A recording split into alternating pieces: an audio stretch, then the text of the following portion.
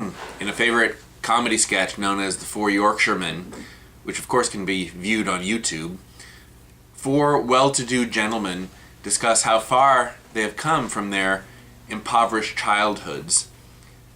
The farther they get into the conversation, the poorer they remember themselves to have been. In them days, one of them says, we would have been happy to have the price of a cup of tea. A second says, a cold cup of tea. A third says, without milk or sugar. Or tea in a cracked cup, one says. We never used to have a cup, another says. We used to drink out of a rolled up newspaper. Another says, the best we could do was to suck on a damp piece of cloth, and so on, into absurdity. That skit is a send-up of every grandparent's memory, every immigrant's story, or up from the ghetto tale that reminds its hearers that we were happier then, although we were poor, or even because we were poor. Looking back from a present of comfort to a past of impoverishment, our tendency is to assume that no matter how difficult poverty was in the past, its hardships led to later financial redemption. But what if the exact opposite is the truth? Can we imagine a past in which we willingly and even gladly gave up much of what we had achieved financially every 7 or 50 years?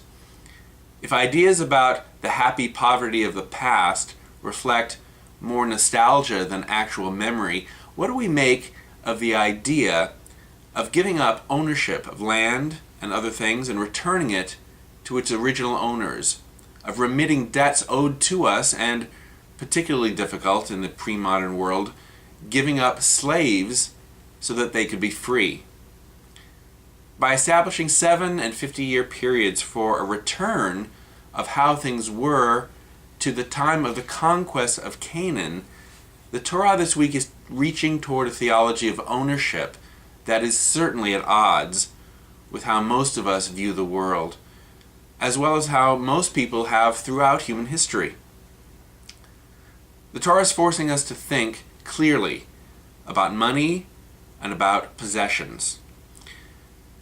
When we get beyond fulfilling our basic needs, those for food and shelter and clothing, to which I would probably add medical care and a basic education, what does our attachment to possessions say about us? If we are capable of earning more than what we need for those basics, what are the things on which we spend the excess? A better education for our children, perhaps, than we ourselves had? A better quality of food or housing than we experienced as children? Perhaps on entertainment or increased giving, tzedakah? Maybe investments for our retirement. The particular matrix of spending for a given family will reveal its attitude towards money and ownership, as well as the relative value that the family assigns to its own pleasure, the well-being of others, and ultimately to the meaning of possession itself. Now, at first glance, the minutely detailed laws that we read in today's Parsha in Bahar Bechukotai about the consecrating of people and of animals, of crops and land to support the priesthood and later the temple in Jerusalem seems like a strange list of mathematical equations and arcane rules about what you could give to the priesthood and substitute for those gifts, and what you could get back from the Kohanim. And it is all of that. What the Torah doesn't provide explicitly in the Parsha is the underlying assumptions about what it means to own something and to give something. But when we read these laws as a whole, the meaning does begin to become clear. The key idea is that during the Jubilee year, every 50 years, during which all property returns to its ancestral ownership, that the conquest of the land meant something that would be revealed then and through time. If someone had sold their land, or if it had been transferred from one tribe to another through marriage, it would eventually return to its original owners, the tribal lessors, so to speak, to whom God had appointed that land.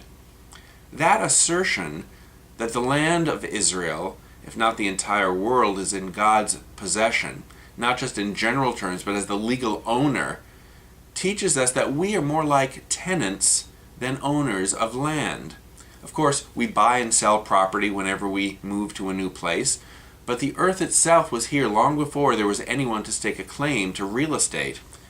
And should humanity not exist at some future time, the earth certainly will continue to exist. And God, of course, is eternal. We are merely short-term leaseholders, sort of summer renters. The same idea that influenced the way the early rabbis understood the purpose of saying a blessing before eating anything also obtains here. The produce of the earth belongs to God, just as the land itself does. We are given permission to make use of the food, but we first have to recite a blessing, a bracha, giving thanks to God for that permission. When we recite those formulas of gratitude, God then releases the food to us for our use. The land is not ours. Food is not ours. Slaves were freed every 7 years, and debtors no longer owed their creditors every 50 years. What is Jewish and what is tradition telling us about the idea of possession? All of the evidence points to the conclusion that our struggles for financial gain are focused on the wrong goals. The Torah sees our efforts to build up equity through buying and selling and acquiring as a charade that masks our true and total indebtedness to God. That doesn't mean that there is no purpose to these financial activities, or that we shouldn't strive to succeed in life economically. But we shouldn't mistake financial success for meaning or happiness, nor should we associate a lack of money with failure. Judaism's primary concern is not how well we make a living, but how we live with righteousness. Under biblical law, a righteous society doesn't allow people to become too poor, too sick, too hungry, or too indebted. Every 7 years or every 50 years, the Torah puts things back in place the way that they were at the time of the conquests, so that no one is permanently enslaved, forever homeless, or hopelessly in debt.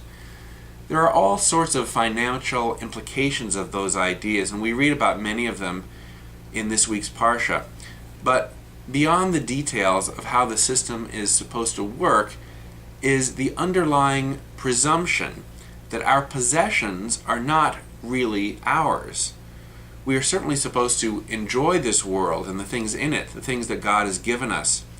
But we must never forget the point of our lives is not merely to accumulate wealth and possessions, but rather to amass righteousness.